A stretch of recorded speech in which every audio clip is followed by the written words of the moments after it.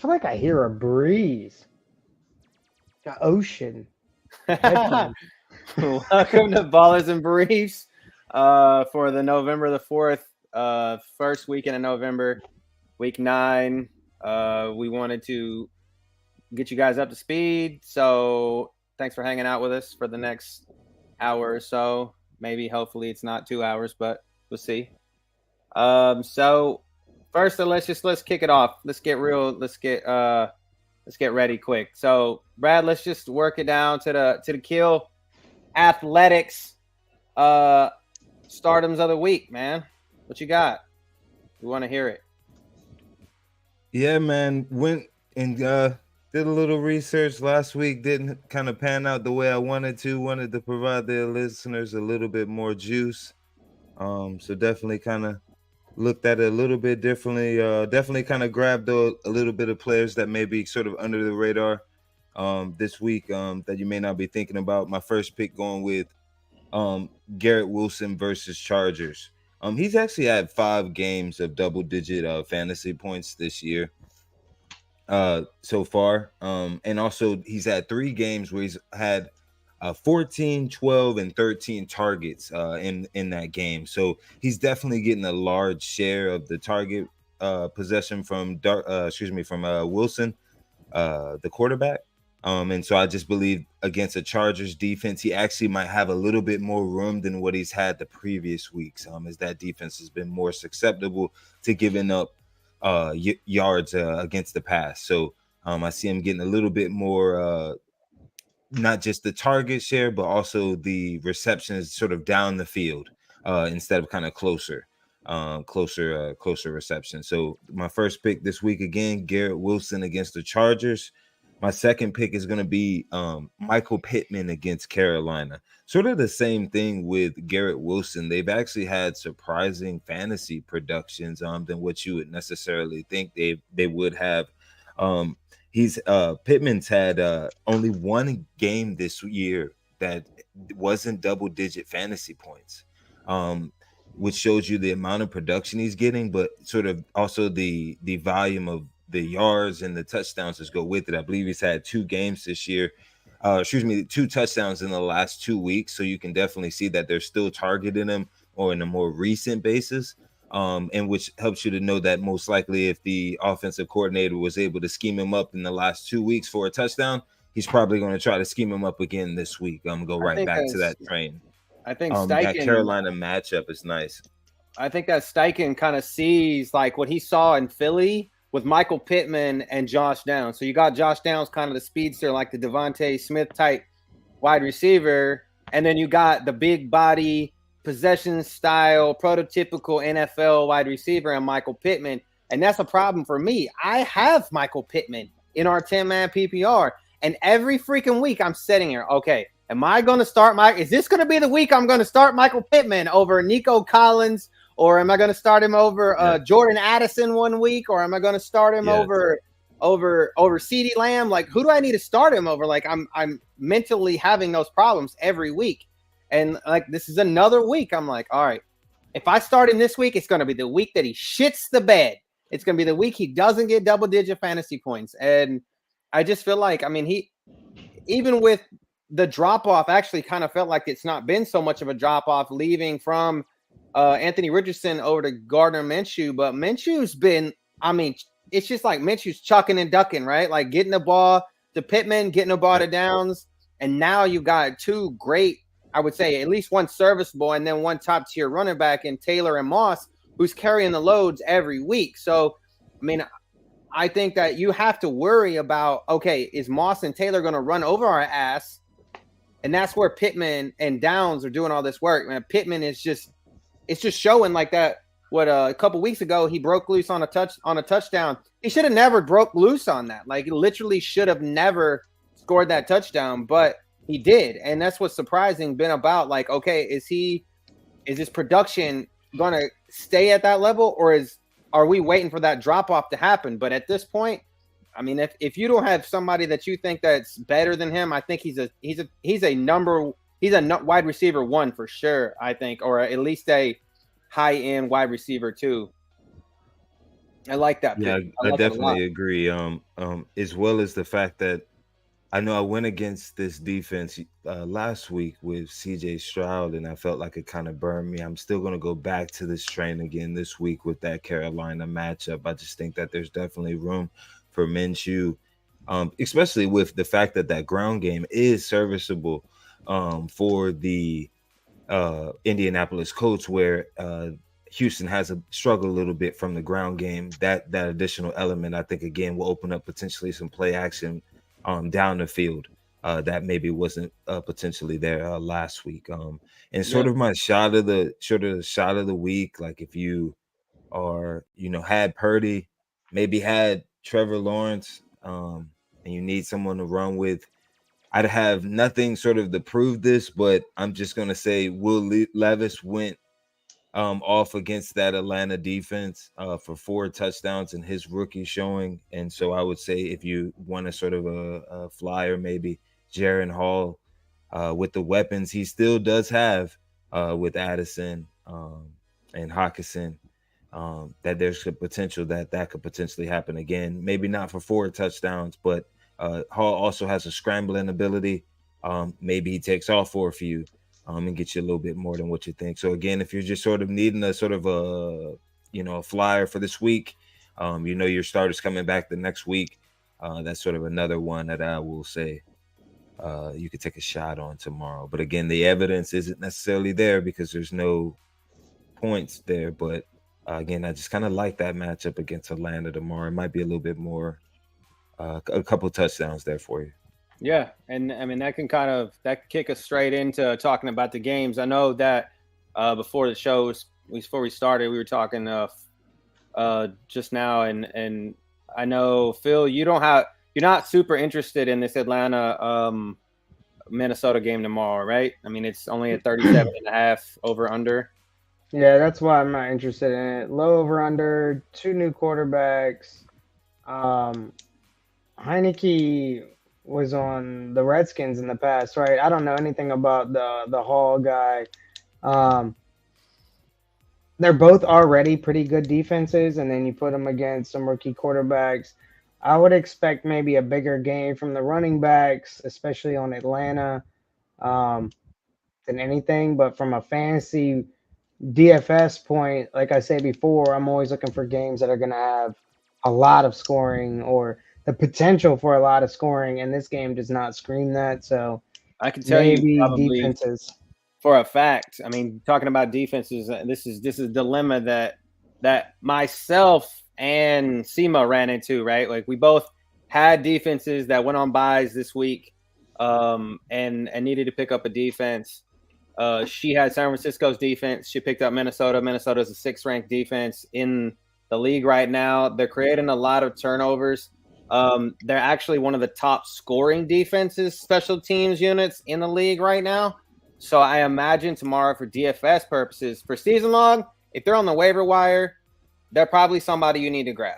And same thing with Atlanta. I grabbed Atlanta because Atlanta is going against what, like Brad just said, a rookie quarterback, doesn't have a lot of tape on him. He's either going to burn them or they're going to burn him. It's going to be there's going to be no in between. It's going to be you're either going to be up here or down here. And I imagine for DFS purposes, both of these defenses are going to be high cash owned type defenses tomorrow, just for the fact of, like you just said, Phil, with quarterback play that we haven't seen a lot of. This could be a run low scoring type ball game where we're just kicking field goals or those kinds of things, or it's going to be a runaway train. So I just don't feel like these are going to be a slow pace. I mean, either it's going to be really slow paced or really fast paced. So I think these defenses are serviceable personally for DFS tomorrow. And I imagine, like I said, the ownership projection for the two have got to be through the roof tomorrow, just for the simple fact of the matter of the quarterback play. And personally, my thoughts about this game, if you need a streamer quarterback, I went with Taylor Heineke. I know what he's done in the past when he was in Washington. I think he's got better weapons now, at least at the running back position, than he had in his time in Washington. And then he's got a good tight end, Kyle Pitts, and Johnny Smith is not a terrible tight end either. So they come out with a 12-man set.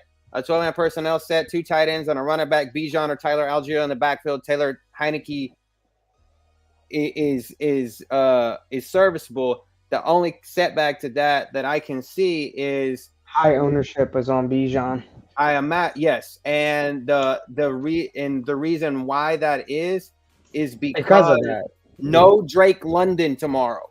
Yeah, no Drake London, absolutely not. He is out with a groin injury, and their fullback Keith Smith is out with a concussion. So obviously they run a lot of fullback type blocking scheme runs set up for Algier and Bijan. So that's probably can put you off. And then for other things on the Viking side, the most big questionable person tomorrow is Christian Darrisaw, their tackle.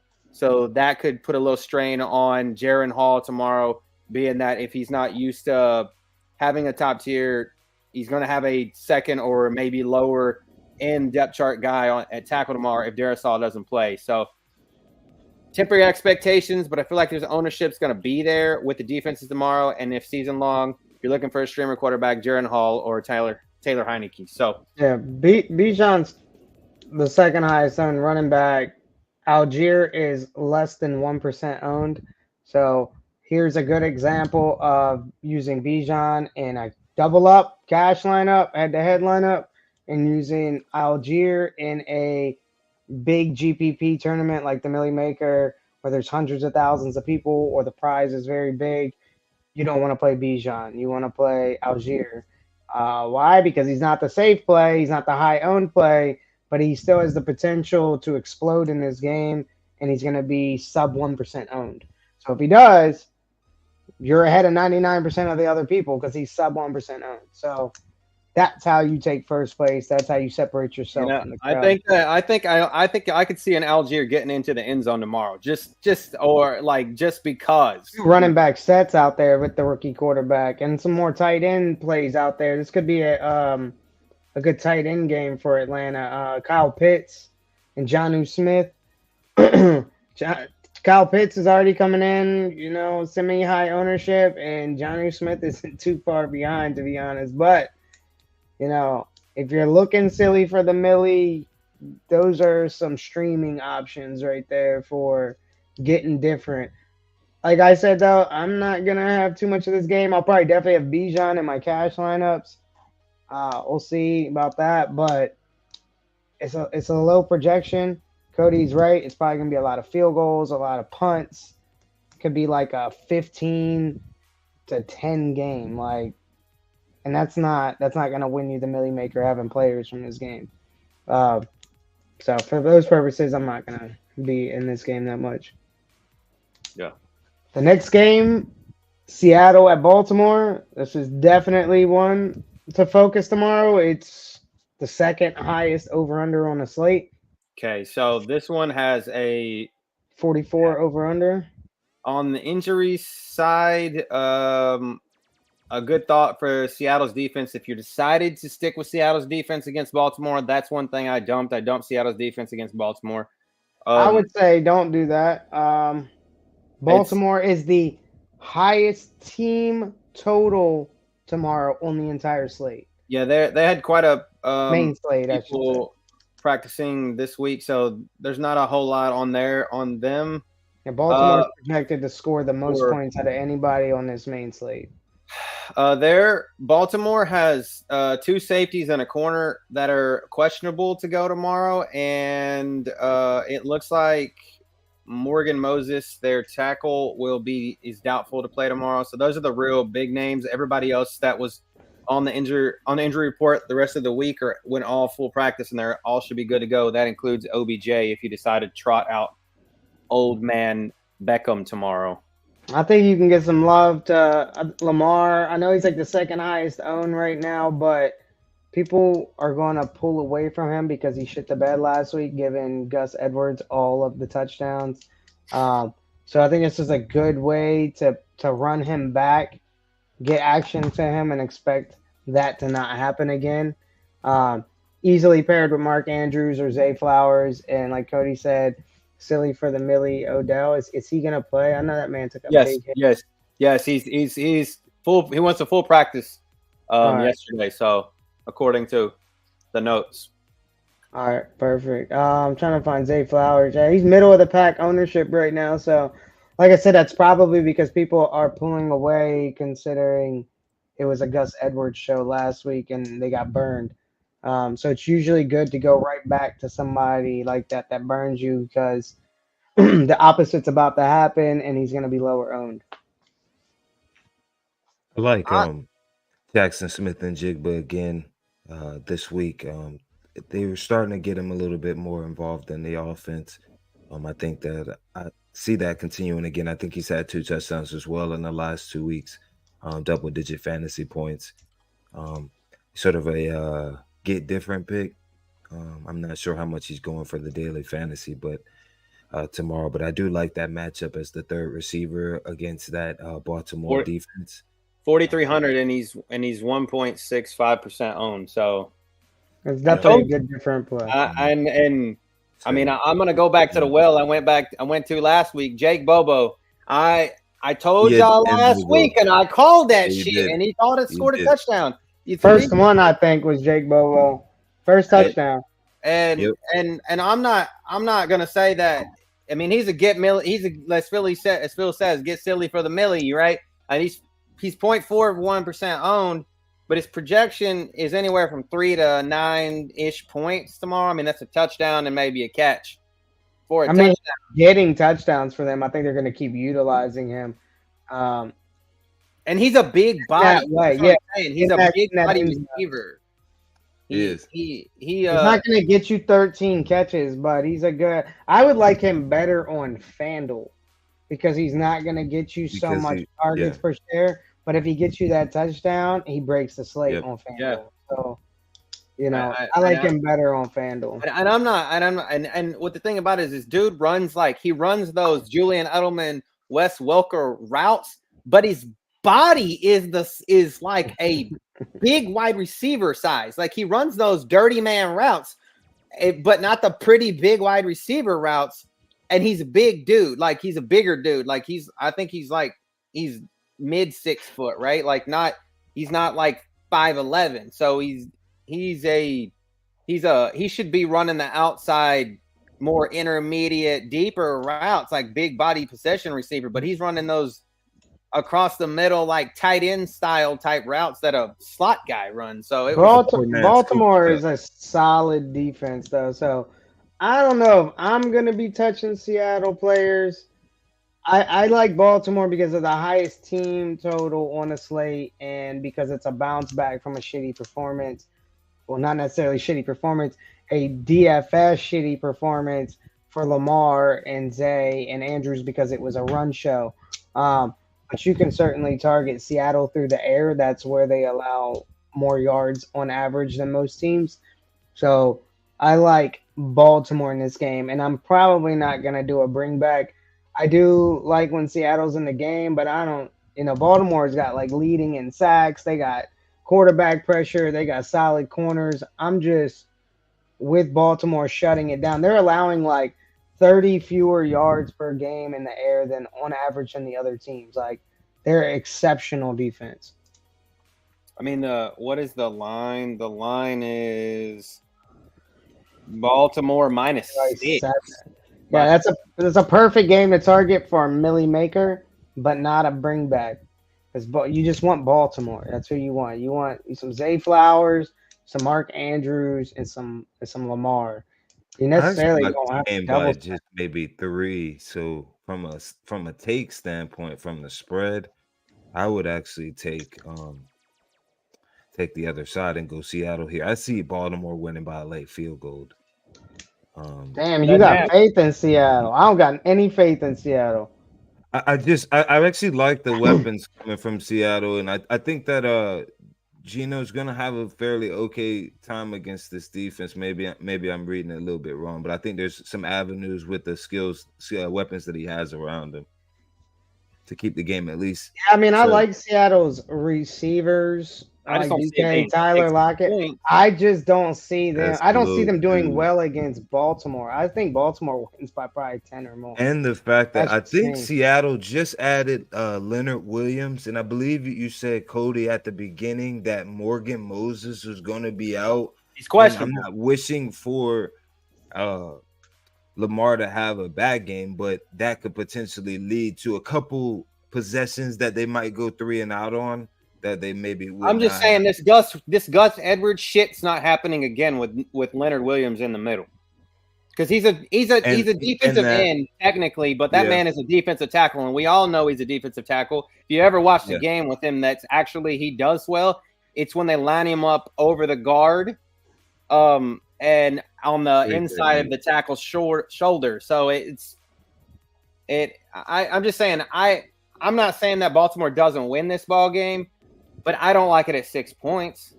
I may be totally or 6.5 points. I like it at more. I just don't trust Seattle. I mean, it might be because earlier in the season, but I think y'all might be underestimating Baltimore's defense a little bit.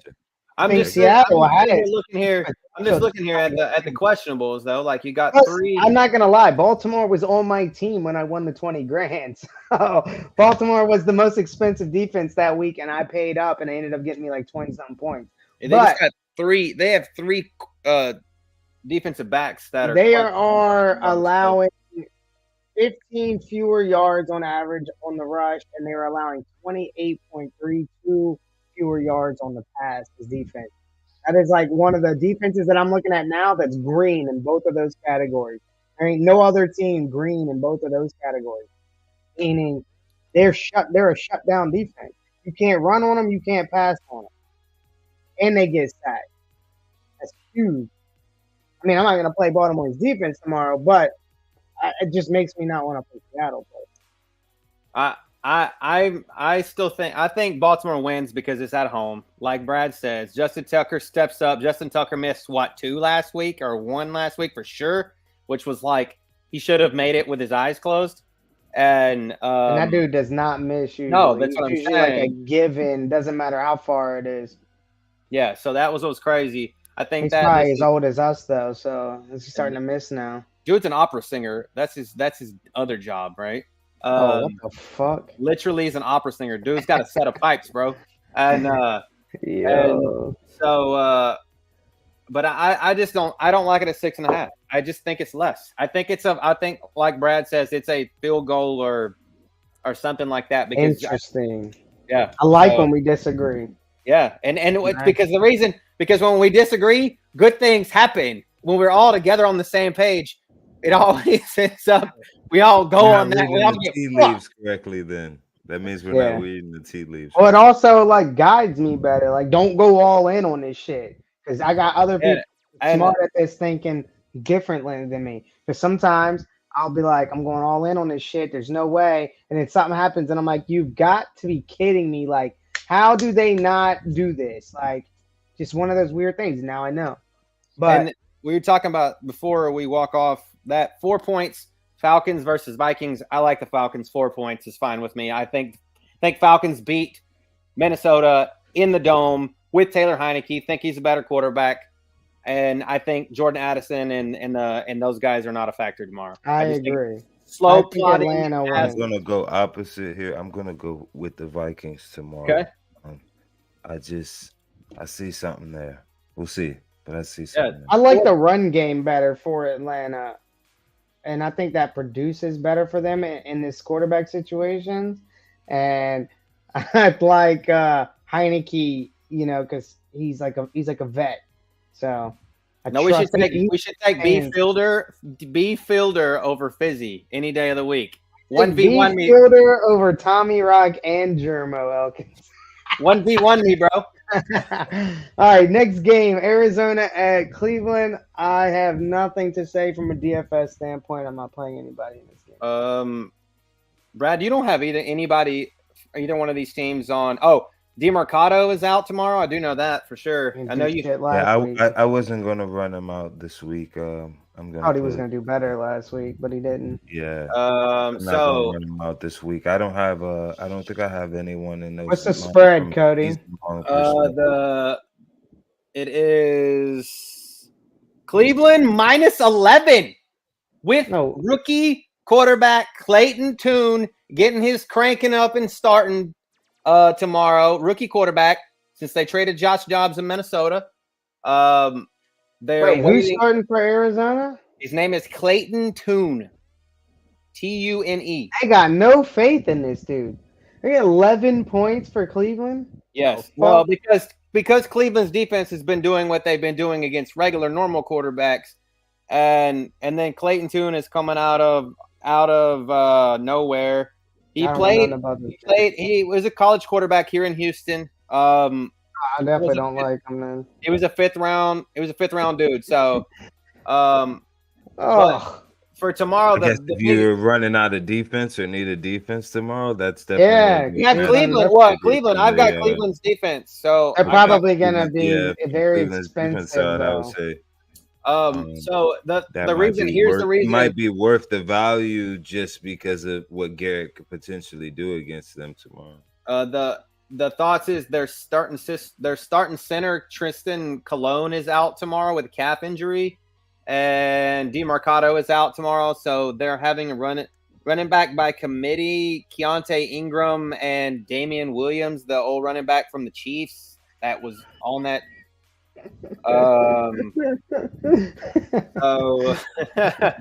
And Michael Wilson is questionable.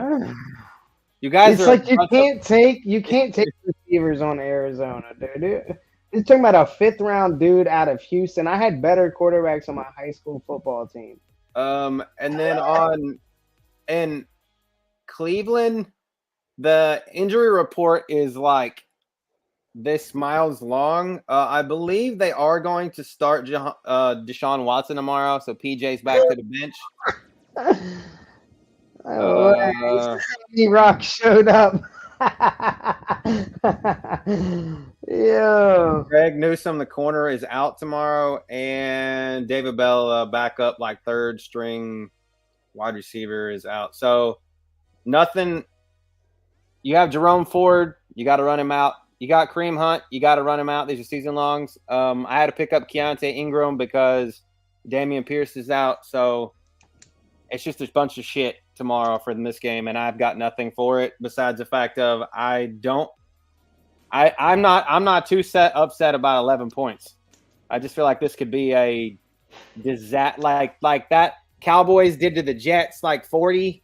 I think it could be that.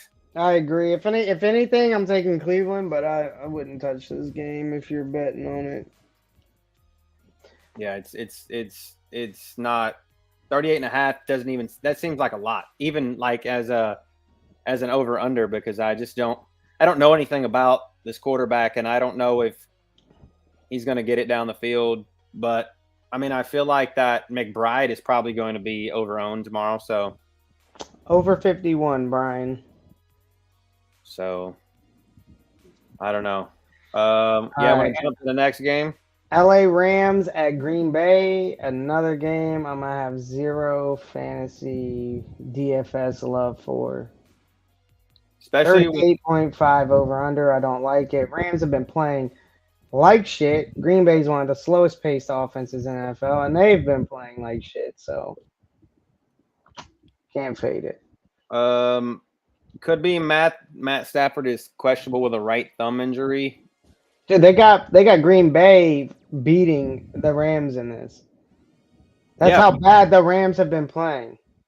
Well, yeah, and it's Matt Stafford's right thumb on his fucking, which is but before he hurt his fucking hand, he was been playing like dog shit. You literally got god receivers out there and can't win ball games. It's crazy. Jair Alexander was limited in practice on Friday. That's good. And He'll be on Cooper Kupp. Aaron Jones was also limited in practice, which I heard the most crazy shit over the week about Aaron Jones. Why people, the ESPN fantasy gods were like, why do people have faith in Aaron Jones? Because he scored like 4 or 5 touchdowns in one game last year.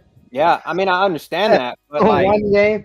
That's why everybody can't let that go, dude. Nobody will let that go. Luke Musgrave was limited in practice, so I don't think this game could be the game that blows me up. I mean, if you have Puka, if you have Cooper, if you have maybe Darrell Henderson, if you have him and you're needing for a streaming running back, or even a Aaron Jones, or even I know I saw shitbag Dylan out there on the waiver wire. I skipped him. I just said no thanks. I've done that already. But if you need streaming help, these guys are who's out there. But you got to run your, like Phil says, your God tier wide receivers in this game out. But I'm not. I don't like it at all. And this is in Green Bay. If Matthew Stafford does not play, I definitely think Green Bay wins. If he does play, I feel like it's going to be even more boring. So it's going to be a running all day long. If you're looking for maybe a defense sort of under the radar, Jordan Love has been struggling a little bit. That Rams defense might be able to kind of be sneaky tomorrow. Green Bay's defense might be sneaky too if Stafford or don't opposite. Watch the defenses there. If you need to pick up a defense this week, again with some other 49ers out, this might be a sort of one of those matchups to look at. Yeah. All right, next game, Tampa Bay at Houston. Another game I don't have any DFS love for. However, I'm not opposed to any Houston receivers. I think this is the game, personally, that I'm looking forward to. The fact of that, I think Nico or Tank get in the end zone tomorrow, and possibly even Dalton Schultz. I personally have so much fucking invested in this game in season-long fantasy because I had a lot of those dudes, and then I had a lot of Jacksonville players, and so all my shit is on buy. Half of them are on buy. Dame Pierce is out tomorrow, so we're gonna run out Devin Singletary as number one running back tomorrow. I need y'all to win. I need y'all to beat Tampa Bay. I think we do, for the simple fact of the matter, it's here.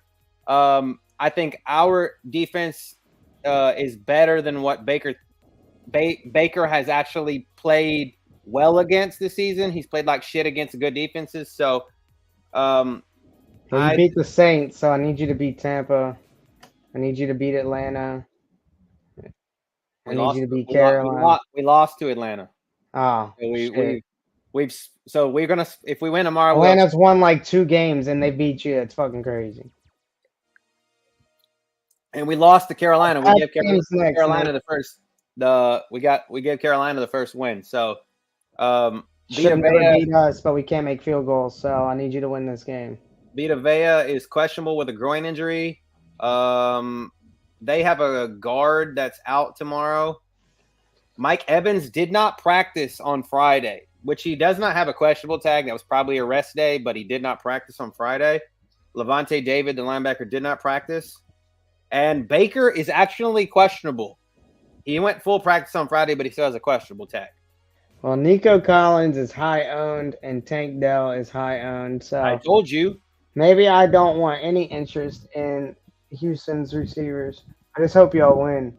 As Robert Woods is out tomorrow, so it's gonna be. It could be. You want to go against the grain with a Houston wide receiver? Fucking Noah Brown. Noah Brown. Brad's smirking. Don't play him. Don't play him.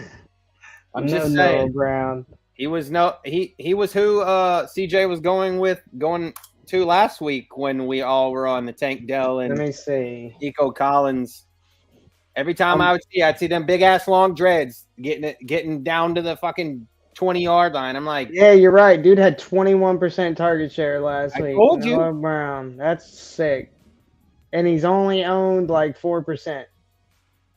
So that's a good silly for the Millie play. If he's gonna be getting 21% target share at 3,100 price tag, he's money in the bank. Yeah. That's Tommy Rock money right there, baby. But yeah, other than that, I don't really got much from this game besides Dame Pierce being out. Which Me is neither. terrible. What you think, Brad? Anything for this? Maybe for I'm not so necessarily from a sneaky pick, but I do like Evans kind of come back a little bit more than what he's done the previous week tomorrow. I just like that matchup, and again, I think he's gonna get a few more possessions, a few more Hater. attempts, and of Yeah, course, Houston's pretty bad against the pass, dude. I just peeped that, allowing 22 more yards on average so- than other teams. which is killing me. I don't understand that. And So that's sort of what I was kind of eyeing up. I actually have Mike Evans in my I believe 10-man league running him out tomorrow. I think that is a good matchup. Favorable matchup. Of course, I always like Mike Evans in the red zone, but another receiver also is Godwin from a daily fantasy perspective tomorrow. Again, I just like that matchup. I think that it sets up well for a Baker Mayfield sort of on-time precision style.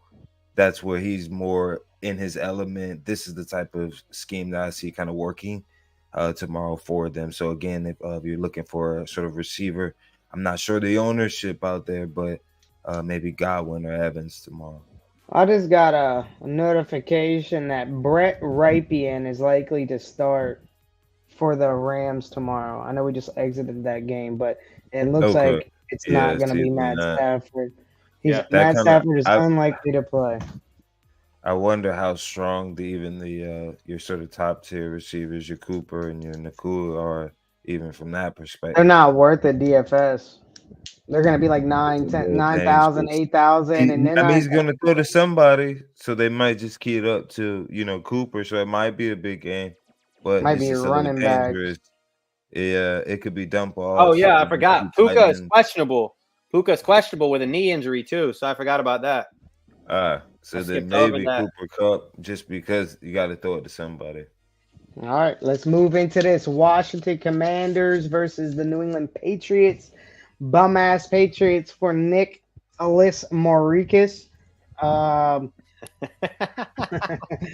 Washington is very exposable through the air, which makes me like the Patriots in this game a little bit. Some bastard. One of these bastard Terry McLaurin or Jahan Dotson are going to break 100 yards receiving tomorrow because Curtis Samuel is out with a toe injury. Logan Thomas is questionable.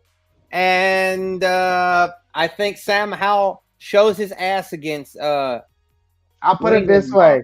Demario Douglas is the third highest owned wide receiver right now. And that's because the motherfucking Commanders are exposable through the air. And the Patriots are favored in this game. Pop might go off when they don't have Kendrick Bourne in New England. So Pop Douglas is Mario Douglas, baby. See it. He might be chalk to eat. I don't know. It depends on young Macari Jones. If McEnroe Jones can get to him. If he gets sounds like he threw me and Cody at flag football, then maybe. But who knows?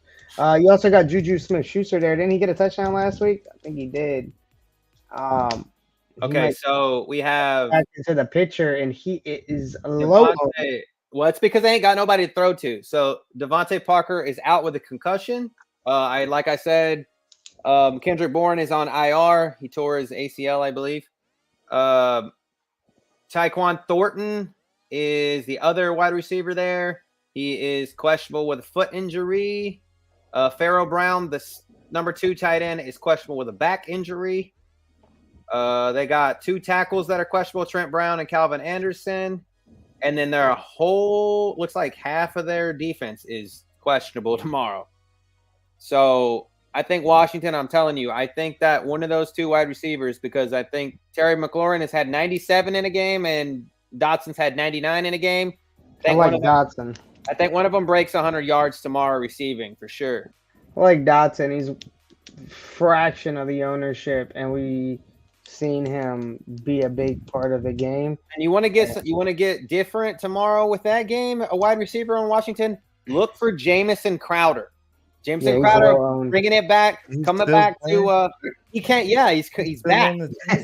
Back in Washington. Yeah, I he's thought made he his was out of the league. No, wow. Okay. he was Yeah, he was I running didn't around know on what. practice squads for a couple He's years. 1% owned tomorrow. Okay. I think Yeah. See, what I was didn't his even. catches? What was his percentage on the field last week, Brad? I mean, Phil. I know that because I saw him getting catches, and I I was like, didn't "Holy even know. crap!" Yeah, I didn't even know he was still on He the. definitely did. All right, Jameson Crowder. 13% target share last week. 13%. Dotson, Okay. 19% target share. McLaurin, 23% target share. Huh. Logan Thomas, 15% target share. Yeah, so I'm just saying, like, look for Jameson Crowder. He's 3,400 on DraftKings, and like Phil said, he's around 1%, give or take, 1.2% own. Get different. Your man Pop Douglas had a 25% target share last week. Literally looks like a standalone guy over there on New England. Juju, 3%, and then Jalen Rager, 7%. Didn't even know he was on that team. I thought he was still on the Eagles. I think he just got brought over there. And I forgot about my man Hunter Henry, dude. He was a big part of the Pats offense like the first 4 games of the season. So don't count Hunter Henry out, dude. I think Washington might be exposable to tight ends. I thought Washington did just get rid of Montez Sweat and Chase Young, so no expensive exterior pressure coming at McEnroe tomorrow. So Macaroni, get some tosses out there, bro. You're right. They did get rid of Chase Young and Montez Sweat. I like New England tomorrow to win this game, and I think they have it right around 2 points. I think is what Patriots are. Three. Yeah, so I think it's a field goal type game. It's gonna come down to a field goal, a missed field goal, or something like that from one of the teams. I like Bill. I'm going with Bill and the New England Patriots tomorrow. I just Young think that Billy. They find a way to scheme it up just enough. But I will say I think there is some fantasy value in the receivers for the Redskins tomorrow. Just for I think that Howell had 4 touchdown passes last week against a really good Phillies defense. Against Philly, yeah. So yeah, I mean, I'm not saying he's going to. That's a division rival, though. For that, I'm going Washington Commandos. Going Commandos tomorrow. I think Commandos win this joint by 6. I think they beat the Patriots by at least a touchdown. For the simple fact of the matter is, I think that New England defense is falling fucking apart. I feel like this is nothing against you, Nick. It's just being real. I feel like Washington, I think Sam Howell and Ron Rivera and those dudes are playing for their job. And I feel like, okay, well, we screw this up. Josh Harris is like going to pull the plug. We're already getting rid of the best defensive players we got for bukus and bukus of picks. So are we in the running? Are we going to be in the running for the Caleb Williams sweepstakes? And I don't feel like Sam Howell wants to be shipped off to be somebody's 3rd string practice quarterback. Okay, so I'm gonna go with Washington tomorrow. I think they win by 6. All right, next game, Chicago at New Orleans Saints. Who that? I yell that in Jaguars games, and they think I'm yelling Duval, and I'm really not. And I'm like, no, who that? But I actually like this game for fantasy. I think it's because, prior podcast talking about Saints not being able to score. Well, the prior podcast talking about Saints not being able to score the ball. But we have been scoring the motherfucking ball. We've been scoring the ball. We're projected the 2nd highest team total on the slate tomorrow. 24 points. We've been scoring. Alvin Kamara is eating. Yes. He's eating. I just shared something on Facebook comparing him and CMC next to each other. Alvin Kamara was better. Really good year, man. You know, it's crazy. And this man was suspended for the first 4 games too. Exactly. So My you man waited that first cooking. 4. He's just fed you. I think he's mad.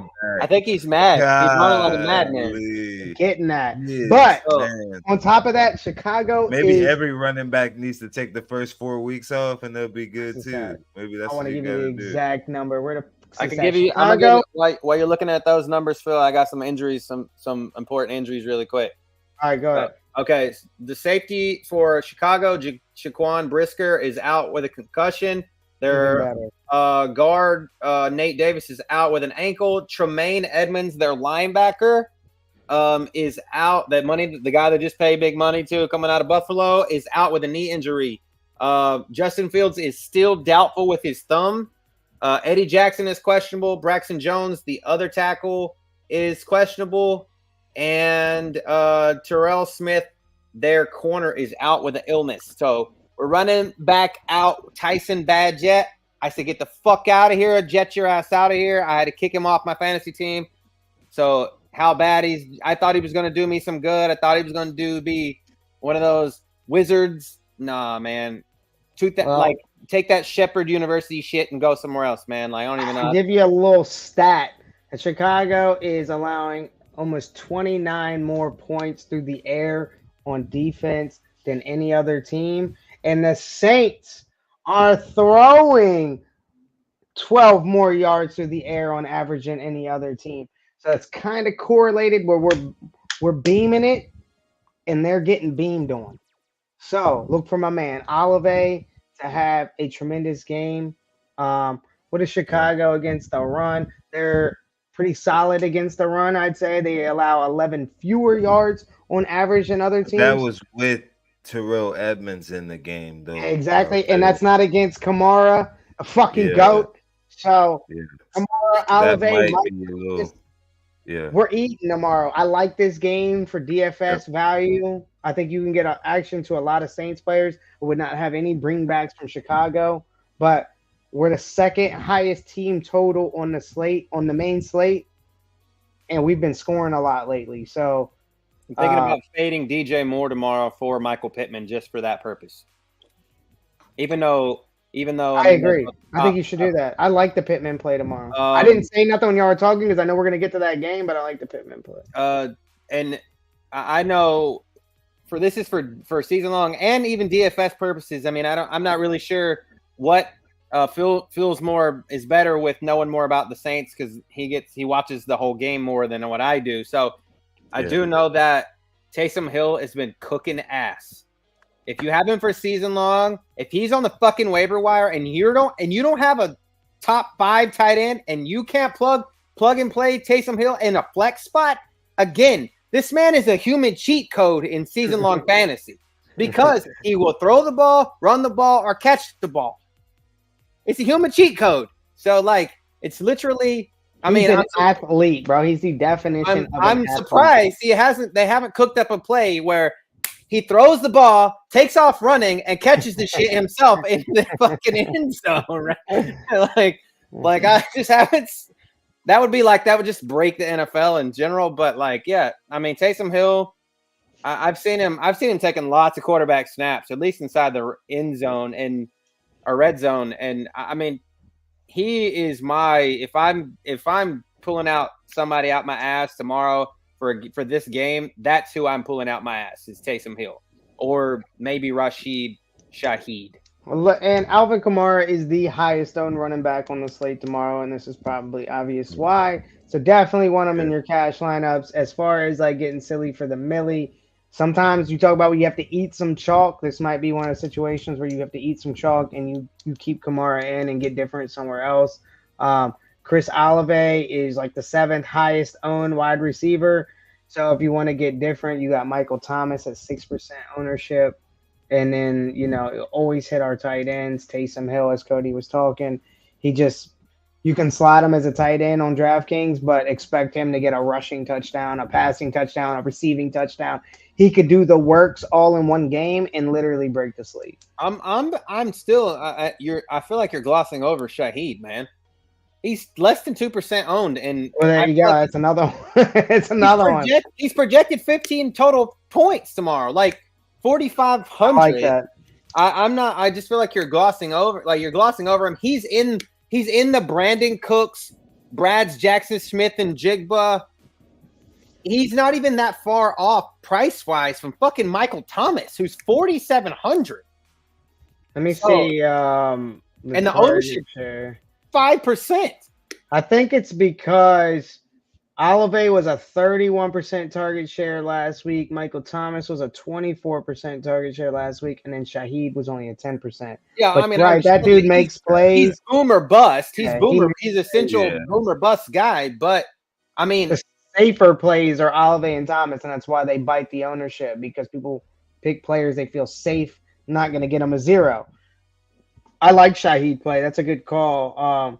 I like the Taysom Hill call. I mean, like I said, we can run a touchdown, receive a touchdown, and throw one. What do you think? Okay, is there any way in God's green earth that you run out Derek Carr tomorrow as a fucking quarterback? Like, I don't dislike it, and I've never wanted to play this dude as a quarterback, but tomorrow might be that day. Dude's 6% owned. You can get different off of your. Let me say this. I think you get different off of your Lamar, your Jalen Hurts, and Derek Carr's down here at 6% owned. So, and like I said, this is one of those games that I'm probably going to get ownership to. Like, we just named 4 solid players from the Saints side that could eat. I don't think Chicago has an answer for them through the air, and with those injuries, I don't think they have an answer for them on the ground. I think we're going to put up points. For Carr, though, you worry, at least I worry about what Hill could take a couple touchdowns. Kamara could take a touchdown. So he could potentially throw for 300 yards, but might only end up with 1 touchdown pass tomorrow. So it's just that's a little scary part about Chandler coming back. Chandler Constantino, I got to give you fucking props, bro. I think this is like the 3rd week I've seen you now. So thank you for coming back. These other guys that are here, we see them all the time. But Chandler, thanks for coming back, bro. Burrow and Hunt for Jacobs and Watson. 12-team PPR. Other QB is Fields. Running back is Etienne. God damn, you got some solid running back. You got 2 on IR. That's what's bad. I know, but shit, he ended up with 4 solids in a 12-man. Burrow and Hunt for Kareem Hunt and Joe Burrow for Josh Jacobs. I don't know why you need. I don't know why you need trying to limp to next week for Fields to come back. First off, I don't know why you need Jacobs. Hold on to Burrow. He's just getting. I think Burrow's about to hit Super Saiyan. Yeah, he usually does, and he's not monitoring that ankle anymore. He's just and people. Well, last week he was busting off runs like 6, 8 yards. Yeah, his ankle's not hurting him no more. Middle. He got that deer antler blood in there. The only thing, the thing I like about that is I like Josh Jacobs for the simple fact of the matter is this: they just had all that blow up shit in Las Vegas, right? Okay, so obviously they're probably going to have a new coach next year. But I did hear that Antonio Pierce, the interim coach, is like, I'm gonna go to the guys that are fixtures on the team. Fuck that shit that was here before. We're gonna get our best players the ball, which obviously to my mind means we're gonna get Aiden O'Connell, the quarterback, to throw to Devontae Adams and hand the ball to Josh Jacobs. Fuck the rest of them. Like, that's done. They didn't trade away Devontae Adams because the Jets wanted to trade for him. So I personally, I think Hunt and Burrow. Hunt's going to be there because Jerome Ford, he's getting rushes, right? But who's getting the end zone touches? That's fucking Kareem Hunt. Last 3 weeks, 3 fucking touchdowns. I personally am not trading Joe Burrow and Kareem Hunt for Deshaun Watson because Deshaun Watson ain't it, dude. I can tell you, been there, cried that river multiple years in a row. He ain't it, bro. And I like Fields. Fields is good. And then you have ETN that's on a bye, and then you have Kyron and Connor who are maybe coming back.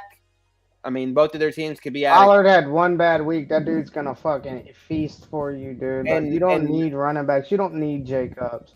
And like Cody's saying, that's all speculative shit. Like, he wants to get them the ball, but I'm pretty sure the other coach wanted to get Adams the ball and Jacobs the ball. It's just not happening because they got rid of G is fucking dog shit. He's dog shit. That's why they set him on the bench. That's why he's on the bench. Cost me $1,000 too. All right, let's be real. You don't fumble the ball with 1 minute on the clock, bro. I'm not trading Burrow. I'm trying to trade for Burrow. That's me. I'm trying to get Burrow right now. Trade at all. Your team's solid, dude. You got enough running backs. I think you're good. I think you should be looking for a wide receiver if you got that kind of running back style. Your wide receiver's got to be hurting somewhere. 12-man for sure.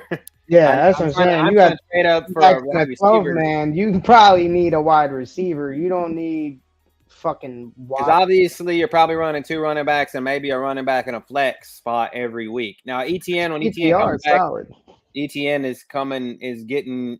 I got ETN myself, so I like ETN, Pollard, Kyron, and Connor because hopefully you have 2 injured reserve spots. Hopefully, our leagues don't because I took them away as a general manager.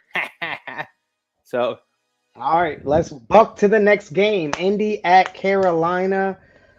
Brad, y'all talked about this earlier, but I didn't chime in, so I'll give my 2 cents on here. I like the Pittman play, but something I like even better in this game that y'all didn't talk about is that guy Thielen. That Indy is very susceptible to the pass. I'll give you the exact stat. They're allowing 28.3 more yards through the air than on average than the other teams, and that's a huge number. That's probably like number 3 or 4 out of all the teams for the most yards above average of the other teams. And Thielen has been that fucking guy lately. I just saw some crazy stat on Facebook. I don't remember what it was now, but it was insane. I was reading it and I was like, oh my God, this dude Thielen is literally insane. It was something like not a drop pass or something like that. Or it was a crazy stat that he hasn't had all season. Like, he hasn't dropped a pass all season. It's like a perfect catch record or something like that. So in PPR, DFS, I think I am going to lock my man Thielen tomorrow. That might be the Pistorio Law Firm Lock of the week. I didn't do much research. I've been busy all week, but thinking about it and looking up that stat right before this podcast, it's got to be Thielen tomorrow against them Colts. And I like Brad's play of Pittman coming back. If Pittman's eating and Thielen's eating, and then it's just a battle of guys catching the ball against each other and creating plays, and that leads to usually somebody breaking the slate and somebody winning the Millie Maker, and hopefully that's me. God damn, Chandler. Yes, you better fucking stay, Pat. That team is fucking stacked. That team is fucking stacked. You playing in a league with all females? Keenan Allen, Mike Evans. It's an auction league. It's an auction league, so he's paying up for these players. Okay. But Ridley, Amari, this is your year to win, bro. Yeah. Amari's going to come on the back end because Deshaun's coming back. I see where you were going with trying to stack Deshaun and Amari Cooper, but it's not even a viable stack this year. I know. But what I'm saying is, I see what you were trying to do there. But what I'm saying is, I think that, dude, you've got Keenan Allen, who Justin Herbert just emphatically loves throwing the ball to. He has no Josh Palmer this week. Josh Palmer is out. All that means is I'm going to feed Keenan Allen. Trade Debo and Hunt for Jamar Chase. Find somebody to do that, or trade Keenan Allen for Jamar Chase, and you got a perfect stack. That's not bad. I mean, if you can get somebody to swing that or throw in a tight end, one of those tight ends there, Kittle or Goddard for that, to kind of spin that to get Jamar Chase, because that person, if it's me, for example, I'm hurting for a tight end play as with Jamar Chase. So I I mean, I'm 4-4 in both leagues now. Run off 4 in a row in one and 2 in a row in the other. So yeah, it's I like that. But Making plays, baby. That's how you make I plays. like Chandler. I like Chandler's thoughts here. And again, thanks Chandler for coming back and checking with us this week. I know this is a couple weeks in a row now, or 3 weeks in a row, whatever it is. Appreciate So you, bro. we love it. We love to see it. What's the spread on the Colts game, Cody? Is it Colts by 3, 2.5, something like that? Shit keeps dropping out. Hang on. It is Colts by 2.5. Damn, man. Just know that shit. I ain't even look it up, Brad. Come on, man. I'm going with Carolina in this one, even though I hate them and they're a division rival. I just like Thielen, man. I think he's going to chop these boys up. And for that, I got to go with Carolina. Some quick thoughts about injuries. Josh Downs is questionable with a knee tomorrow. Zaire Franklin, their number 2 linebacker behind Shaq Leonard, is questionable. They have a tackle that's questionable. Their other tackle, Braden Smith, is out. And then on the Panthers side, Von Bell, the safety, is doubtful. DJ Chark is questionable with an elbow, so that all more fuel on the fire for Adam Thielen's ass to just be Addy that I always loved, and I always fought Brad for years to try to pick up in fantasy. So like every year, it always seemed to be one of us have him on our team. And then Justin Houston is out tomorrow, the linebacker, and then Laviska Shenault is out tomorrow. And Adam Thielen did not practice. Useless. Adam Thielen did not practice on Friday. So, okay, my thoughts with that is: was it a rest day for him, or was he actually? I believe he has no tag, so I'm sure it's just a veterans rest day. His second highest receiver. I didn't know that. Goddamn. My thoughts tomorrow: if you're trying to get off, this might be a eat the chalk. For sure, like Phil says, eat the chalk. But if you're trying to get different off of Adam Thielen tomorrow, and with DJ Chark being questionable, pay attention to that. I think I'm going to err on the side of caution. Mingo.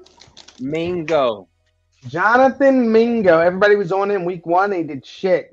But somebody that I'm even more interested in because I saw him pop up on the blip last week is Terrence Marshall. I know we called him a couple weeks ago, and he didn't do shit because he did something the week before when Mingo was out.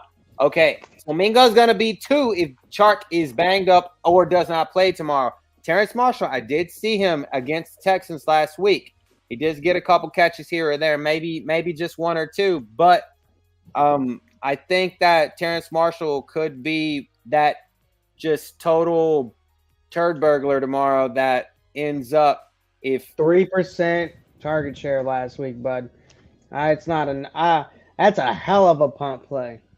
Yeah, I'm just saying if Chark doesn't play, that I'm saying this on if Chark does not play because Chark was playing last week, but I did see him. He only had 1 catch for 9 yards, but it's still if Chark doesn't play. I'm saying he's the number 3 automatically if Chark doesn't play tomorrow. I like Bryce Young actually tomorrow. Sort of a sneaky pick. I was kind of looking at him potentially for stardom this week. He actually has had a couple solid games, not great. But you just think eventually, after all of these weeks, you kind of due for a game. I really like Thielen tomorrow, and he's throwing to Thielen. And so, I doubt that he's probably going to be someone super owned. He hasn't done much to really prove it. He hasn't sort of had any sort of standout games, but it's because of that reason. I think just a strong week against, as you said, a defense that's kind of bad against the pass. And with some linebackers and some additional players out, he might have a better time at throwing the ball as well. So I guess from a sneaky play, get different play, I would say Bryce Young tomorrow. He did have the potential to run the ball a little bit. I did see it last week. Like he had 4 attempts. So, I know it wasn't a lot. It's 4 attempts though. One of those could be at the end down in the red zone and scamper for 10 yards for a touchdown. So. I don't dislike him. He's only 3 or 4% owned, so that's not terrible. Next game. Yeah, let's go. Yep. New York Giants at the Vegas Raiders.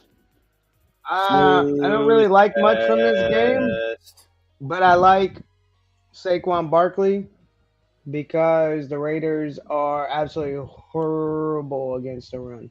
Okay, so thoughts. Questionable. I think Danny Dimes is back tomorrow. Full practice on Friday. Dexter Lawrence, the defensive tackle, is full practice. Evan Neal, their left tackle, I believe, is questionable. Tyrod, of course, is not going to be playing. Darren Waller is out. I think he got moved to IR today. Andrew Thomas, the other tackle, I believe he's questionable tomorrow and is not going to play, might not play. And Graham Gano, the kicker, is out for tomorrow. So this is probably going to be a Saquon Barkley, Danny Dimes, take off run, dump it down to Wan'Dale Robinson type game. And then on the other side for the Raiders, filling my other man, Brandon Bolden was full practice, so I had to get a Brandon Bolden plug in.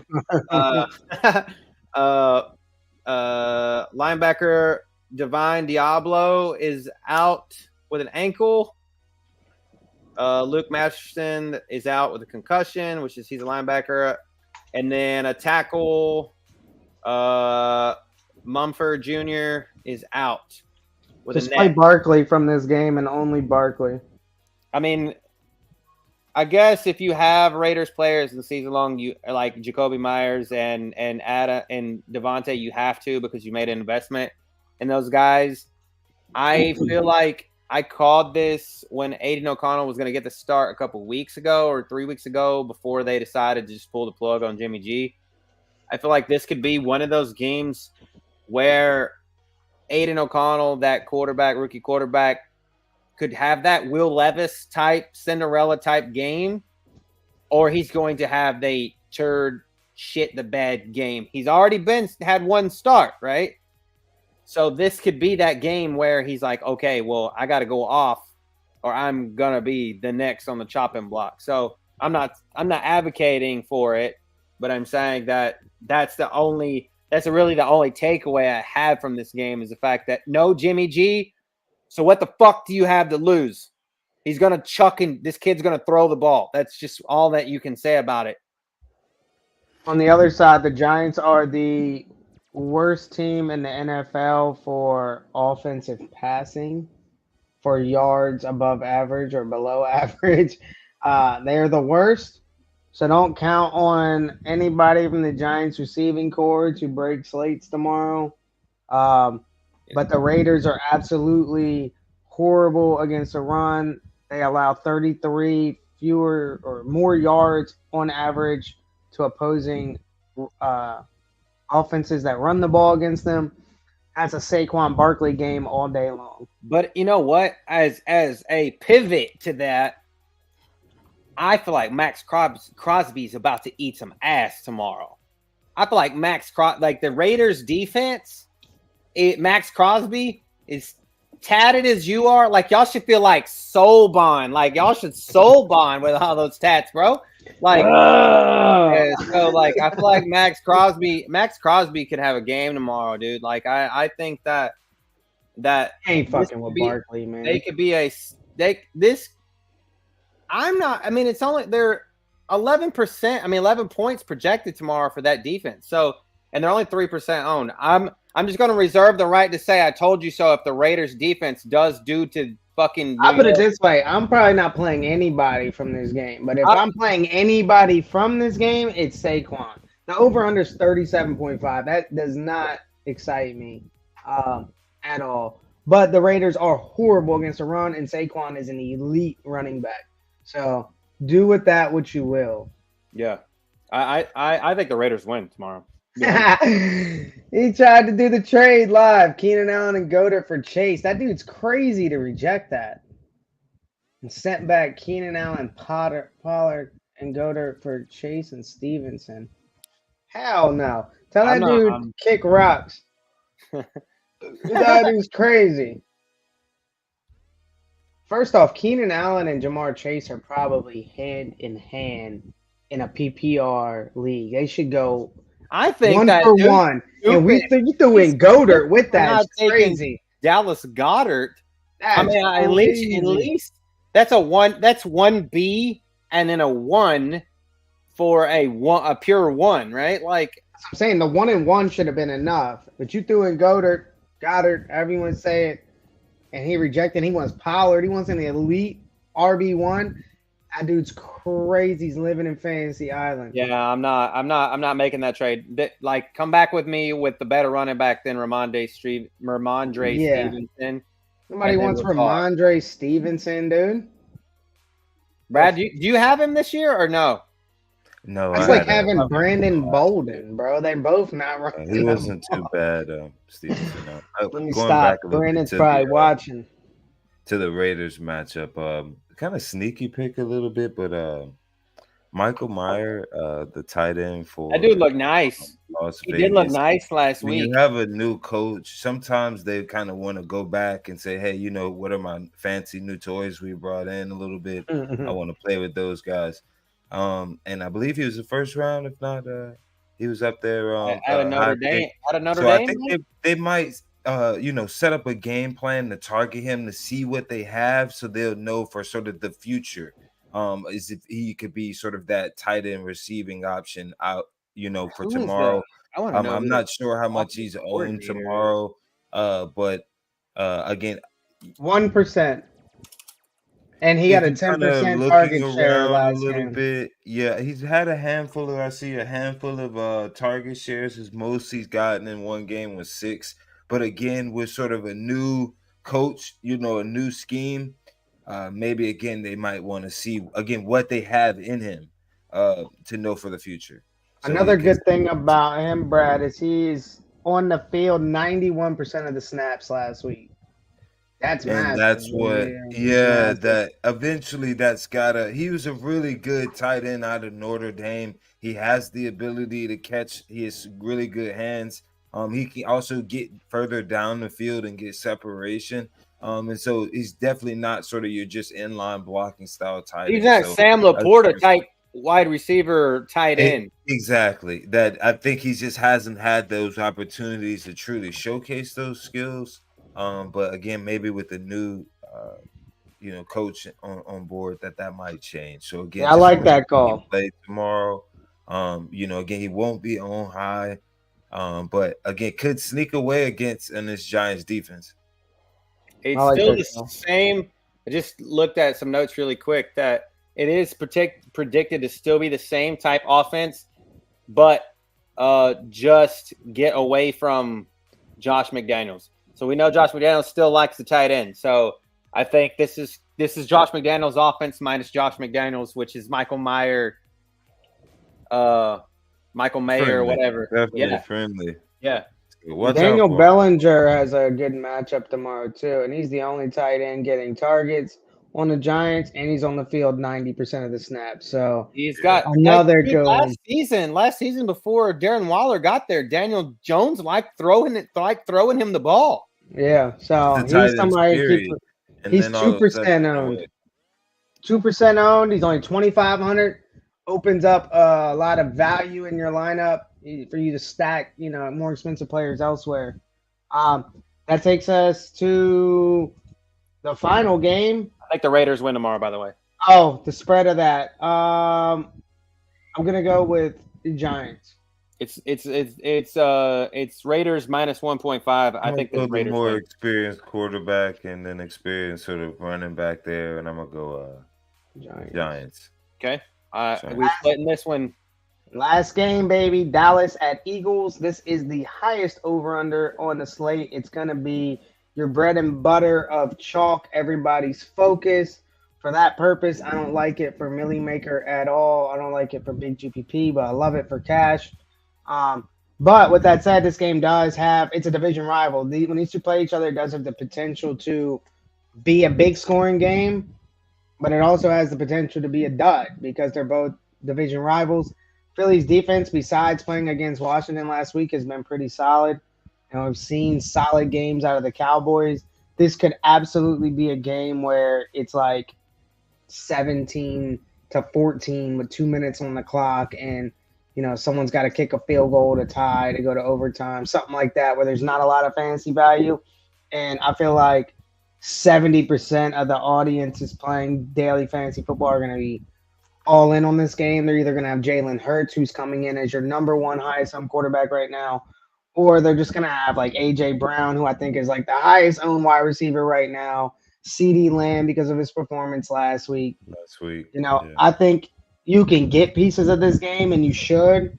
Those players you definitely want to have in cash, but for like milli maker purposes, I would look more at people like Ferguson. I would look more at like Pollard because he had the bad game last week, even though he was my lock of the week and he let us all down. AJ Smith, not AJ Smith, Devontae Smith, since AJ Brown is the highest owned, you can get different by going to him.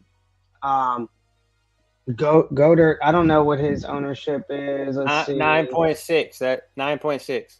Yeah, he's not even. I don't even see him up here. Hold on, am I trolling? 9.6. Oh, there he is. Yeah, he's like the fifth highest. So he's already leveraged off of Mark Andrews. So we saw what George Kittle. We saw what George Kittle did to this Dallas defense. When you have a elite passing game and a say elite or top 5 rushing attack. Is Julio Jones injured? Okay, so I think he's your silly for the millie play tomorrow if he's not injured.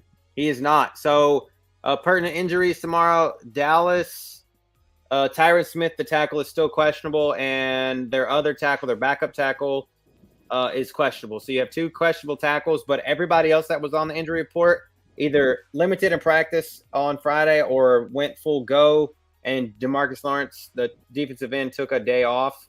What about the good guy on Dallas' defense, like Diggs or something like that? Trayvon Diggs is on IR. He's on, yeah. So Stephon Gilmore did not practice. The other corner, number 1 corner, he did not practice, but it was a Veterans Day off, I believe, because he has no tag. But on Eagles, okay, so I'm liking Julio tomorrow. Bradley Roby, the corner, and Boston Scott, the I'm going to steal your touchdowns at the 1 yard line running back, are both out tomorrow. So you don't have that shit to deal with. So this looks like this could be Swift and Gainwell. Yeah, Kenny G or DeAndre Swift, which pisses me off so much because I always see Kenny G when I don't need to. I like Julio tomorrow for winning the millie. I like A.J. Brown for cash, and I also like Devontae Smith for maybe like 3 max tournaments or, like 5,000 and below entries type tournament, like your single entries. Because A.J. Brown's high owned as fuck. CeeDee Lamb is the guy in Dallas, or at least he was last week. I like going back to Pollard here for the same stuff I mentioned earlier about another game. He was a letdown last week. Here's, the comeback. I think this might be – they're going to have to get the ground game working in order to throw against Philly. So, like I said, this could play either way. Philly's the second fastest paced offense in the NFL, and Dallas is the 22nd, meaning they're slow paced. So that could be reason that this is not your boom, boom, boom play type game and more of a Dallas trying to slow Philly down, trying to eat clock while they're on offense in a slower paced game, and a letdown of a lot of people's lineups if they're all focusing this. Okay, so a stat that thought tomorrow is how this is going to probably play passing wise to somebody I hate saying his name come out of my mouth, is Dak Prescott. Has a passer rating of almost 100, 98.9 with 2,757 yards, 19 touchdowns, and 8 interceptions in 11 games versus the Eagles. So what I'm saying by that is he's had almost 2 touchdowns a game passing and almost 1 interception every game. So it's almost a 2-to-1 ratio for him.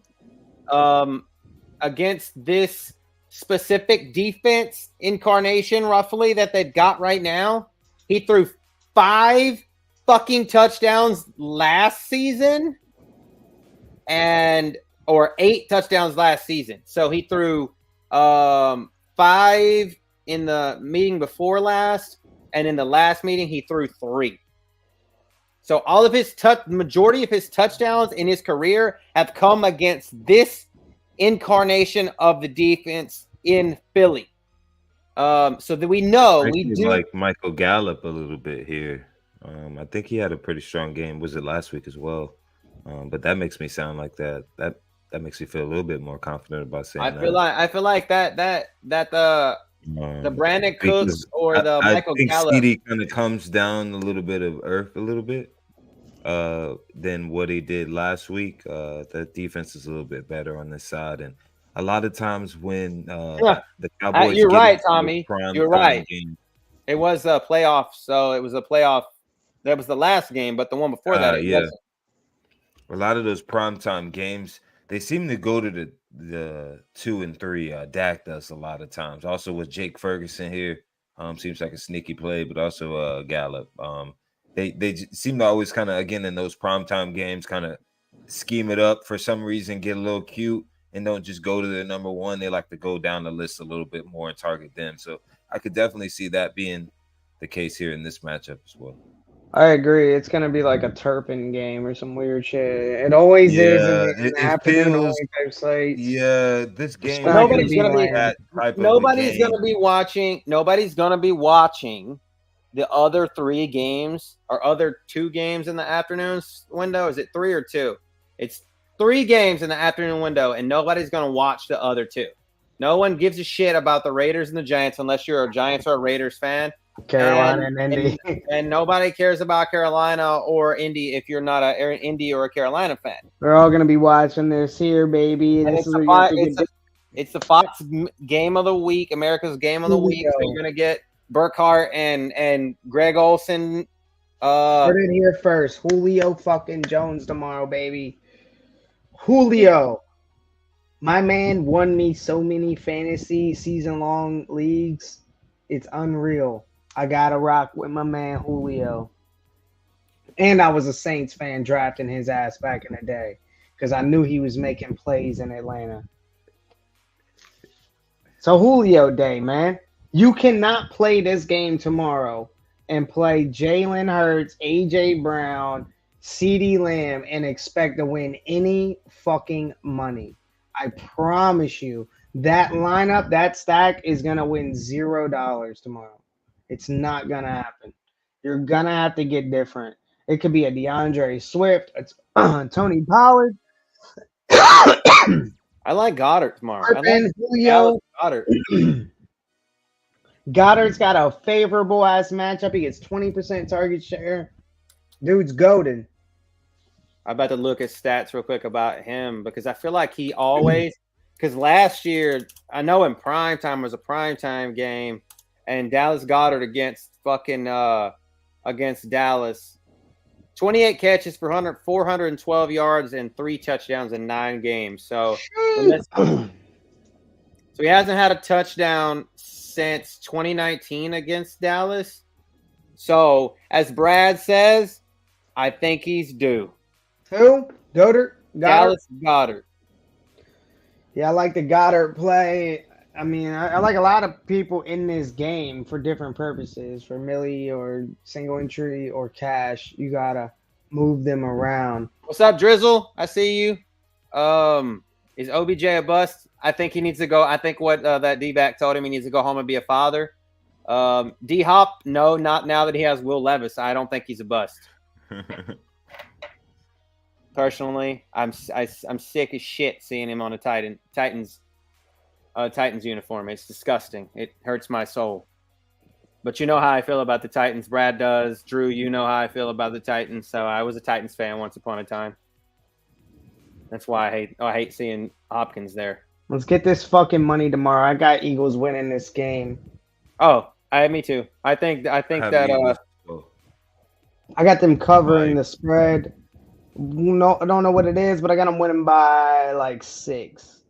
it is Philly -3. Got my Eagles. Got them dirty yeah, birds I'm by Philly 6. for 3. I like I Philly like for I 3. like I think this is a Jake Elliott. Actually, hang on. I want to see what the temperature at kickoff is going to be tomorrow because I just thought about that temperature. Where are they at? Oh, they're in Philly, It's so you're Philly. probably cold. Philly. It's cold, baby. It's definitely cold. It's been cold here in Florida. It was cold here in Texas last week. Okay, so kickoff tomorrow, Sunday. It's gonna be like 50, 40. 50. It's 58 there right now. 58 at night? Shit. So it's 1 p.m. So 65 degrees. So it'll be a nice. Damn, that's warmer than I thought. A nice 65 degrees, 40% humidity. For sure. Great weather. Yeah. So it'll be great. You'll see the dudes out there in the full-fledged t-shirts and everything. So yeah, I think it'll be a good day to play ball tomorrow. Wind 7 miles an hour, so shouldn't be any problem with kicking.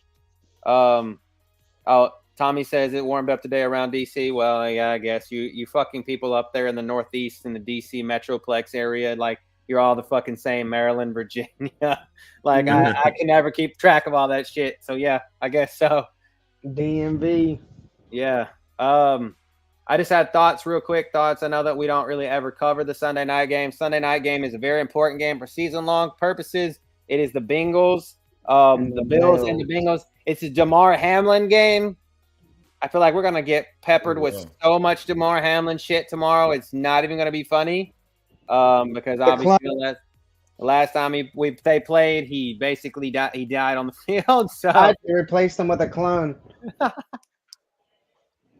But I think they zoom in on the coach of the Cowboys up in the fucking booth. Every game, you can see every wrinkle on that motherfucker's face every time the Cowboys play.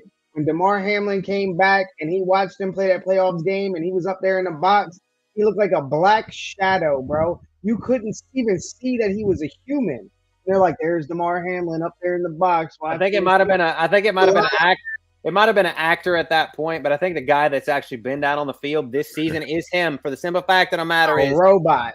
He came out there and he started the season, and then like all of a sudden he's like not been playing that much. So I'm like, okay, well he came back. That's a real guy. Maybe that guy that they had at the beginning was just an actor. Like this is an actor portraying this guy. That's why I had his face all masked up and everything. But the guy that's on the field right now is him, and he's only out there as a marketing ploy at this point. That's why he's sitting on the bench and doesn't have pads and shit on all the time. He's an honorary member at this point.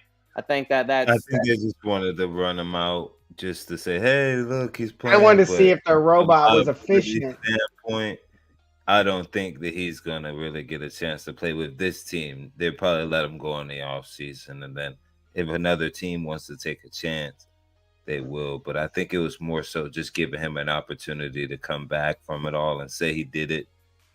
But I don't think his time. They had to test the software, man. The software is not working. They had to put the robot back on the bench, dude. It's just Johnny Five's not compatible right now. They gotta work on it a little bit more. They gotta make sure it is working. Cincinnati is -2.5 tomorrow. I like Cincinnati. Shit, and Cincinnati's been playing stout football. It's in Cincinnati. Yeah, I'm a run with Joey B, man. I think he's starting to heat up, man. It's just sometimes those injuries really.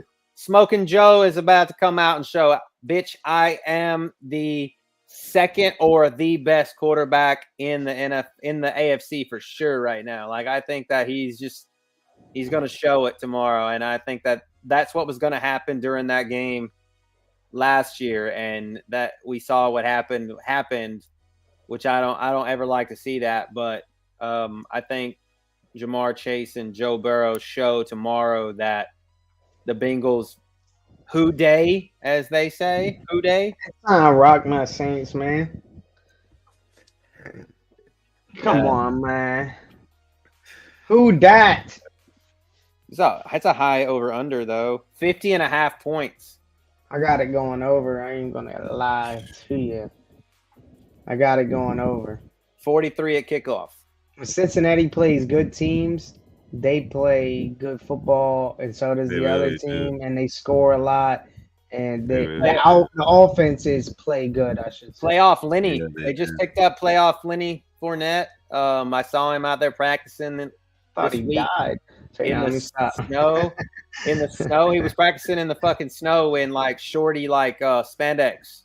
So yeah, my man's is he 250 pounds or my man's quads look like his like my body. Like my body looks like his quads. So yeah. He's as old as me, dog. Like, he was drafted in the same draft as C-Mac and Alvin Kamara. Leonard Fournette? Yes, he was actually drafted before Christian McCaffrey. Oh, that team's kicking themselves in that.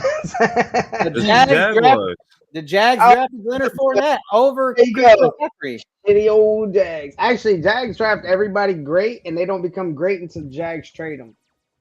Then they become great. Jags always like to draft people over. Didn't that happen with like Ramsey and Fournette and everybody else that's been there, dude? I'm just waiting for them to trade ETN, and he becomes like the best running back in the NFL. Goes somewhere and wins the Super Bowl. Yeah. Mark Brunell. Keenan McCardell. Gerald Rivers. Actually, Gerald went to the Broncos the year they won the Super Bowl, but he got released before they won the Super Bowl. I'd have been tilted. But, they got rid of him. He went to a Super Bowl winning team. What can I say? Yeah. Well, I think that we have a couple viewers still hanging with us, baby. Right now. If you guys got questions, pop them in. Pop them up. If not, put them in the Facebook. I'll have let's get this fucking money tomorrow. I have the actives versus inactives in the morning as soon as they come out, about 90 minutes before game time. It's kind of when I try to wait to the last minute because these dudes come out here and pregame warm-ups and they're like, oh, we're active. And then pregame warm-ups, they're like, oh, well, this guy's out today. And I'm like, you just said he was active.